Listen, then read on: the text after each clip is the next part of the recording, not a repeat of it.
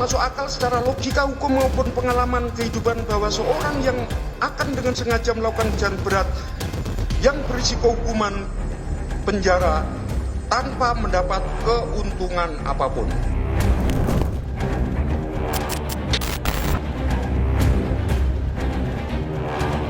Yang dinyatakan oleh majelis bahwa tidak ada seset pun keuntungan pribadi yang kami ambil.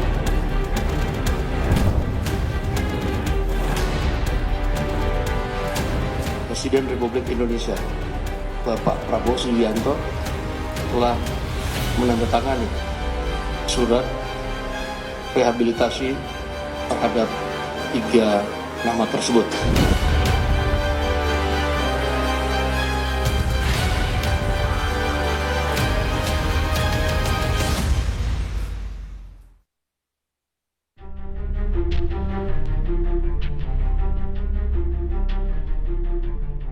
Presiden Prabowo Subianto kembali menggunakan hak istimewanya sebagai pemimpin negara.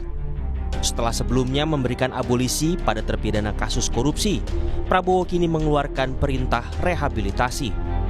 Penerimanya adalah 3 mantan petinggi PT Angkutan Sungai, Danau dan Penyeberangan (ASDP) yang dipidana dalam kasus korupsi. Perintah rehabilitasi keluar hanya berselang 5 hari setelah vonis pengadilan. Nama Ira Puspadewi seketika jadi perbincangan publik. Mantan dirut PT ASDP ini dibela warganet karena dinilai tidak bersalah dalam kasus kerjasama usaha dan akuisisi PT Jembatan Nusantara. Warganet bahkan menjuluki kasus Ira sebagai Tom Lembong Jilid 2. Tetapi majelis hakim punya penilaian lain. Meski Ira dan koleganya tak terbukti menerima aliran dana, tetapi dinyatakan memperkaya suatu korporasi atau orang lain. Kasus itu disebut merugikan negara lebih dari 1 triliun rupiah. Lalu apa motivasi mereka untuk dengan sengaja merugikan negara lebih dari 1 triliun rupiah dan menanggung risiko pidana penjara? Tidak masuk akal secara logika hukum maupun pengalaman kehidupan bahwa seorang yang akan dengan sengaja melakukan kejahatan berat yang berisiko hukuman penjara tanpa mendapat keuntungan apapun. Dalam semua kasus korupsi yang pernah ada, selalu ada motif ekonomi yang jelas baik berupa pengayaan langsung maupun tidak langsung. Ketiadaan total motif ekonomi dalam perkara ini merupakan indikator kuat bahwa ini bukan tindak pidana korupsi, melainkan keputusan bisnis yang mungkin tidak optimal. Merespons vonis hakim, Ira menegaskan tindakannya bukanlah korupsi. Menurutnya, keputusan akuisisi semata strategi untuk mendukung operasional ASDP. Kami ingin sampaikan bahwa akuisisi ini adalah aksi strategis yang bukan hanya baik atau menguntungkan untuk ASDP, tetapi untuk negara. Karena dengan akuisisi ini, kami mendapatkan perusahaan dengan izin yang sudah ada moratoriumnya sejak 2017, di mana seluruh izinnya adalah trayek komersial. Dengan trayek komersial ini, maka ASDP dapat memperkuat posisi untuk bisa melakukan subsidi silang bagi perusahaan, bagi daerah-daerah 3T. Oleh Pengadilan Tipikor, Ira divonis 4,5 tahun penjara, denda 500 juta rupiah, subsidiar 3 bulan kurungan penjara. Sementara 2 mantan direksi ASDP lainnya, Muhammad Yusuf Hadi dan Hari Muhammad Adi Caksono, masing-masing dihukum 4 tahun penjara dengan denda 250 juta rupiah, subsidiar 3 bulan penjara. Kasus ini pun mendapat atensi Presiden. Melalui hak istimewanya, Prabowo Subianto memberikan rehabilitasi atau pemulihan hak dan nama baik kepada ex-direktur PT ASDP Ira Puspadewi serta 2 terpidana lainnya. Menurut Wakil Ketua DPR Sufmi Dasko Ahmad, rehabilitasi diberikan setelah adanya aspirasi masyarakat melalui DPR. Terhadap perkara nomor 68 Pitsus TPK 2025 PN Jakarta Pusat atas nama Ira Puspadewi, Muhammad Yusuf Hadi, Hari Muhammad Adi Caksono. Dari hasil komunikasi dengan pihak pemerintah,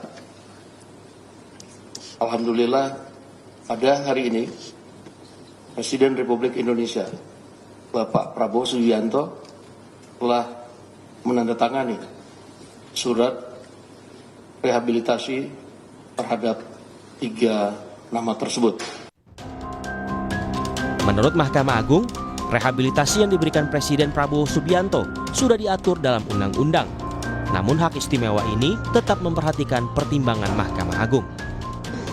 Yaitu pasal 14 ayat 1, bahwa itu kan Presiden berhak memberikan gerasi dan rehabilitasi dengan memperhatikan pertimbangan Mahkamah Agung. Jadi itu hak istimewa yang diberikan ke Presiden, tentunya dengan pertimbangan yang lebih besar, untuk kepentingan yang lebih besar. Bagaimana KPK merespons putusan Presiden? Menurut KPK, secara formil, proses hukum terhadap Ira Puspadewi sudah diuji pra-peradilan. Sementara secara material, hakim juga sudah menjatuhkan putusannya. KPK menilai keputusan rehabilitasi dari Presiden bukanlah preseden buruk untuk pemberantasan korupsi. Bagi kami itu bukan merupakan presiden buruk karena ini berbeda ya. Tadi kami bisa sampaikan bahwa yang menjadi tugas kami itu adalah sudah selesai, baik secara formil, pembuktian secara formil maupun secara material.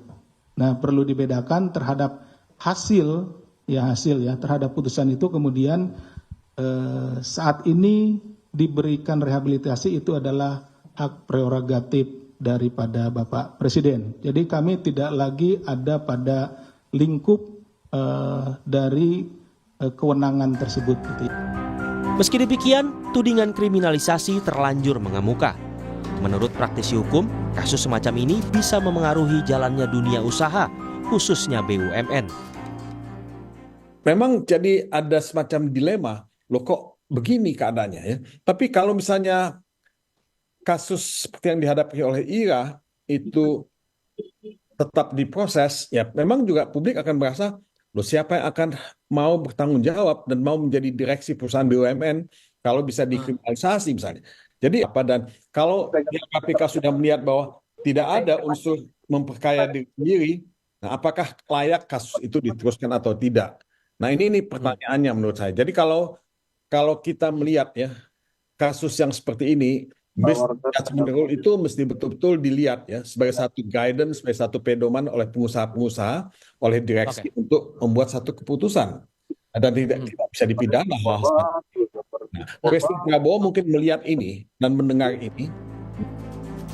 Berkaca dari kasus Ira Puspadewi, Guru Besar Ilmu Hukum Universitas Jenderal Sudirman, Ibnu Nugroho bilang, pembuat undang-undang perlu memperjelas makna korupsi agar tak bias di masyarakat.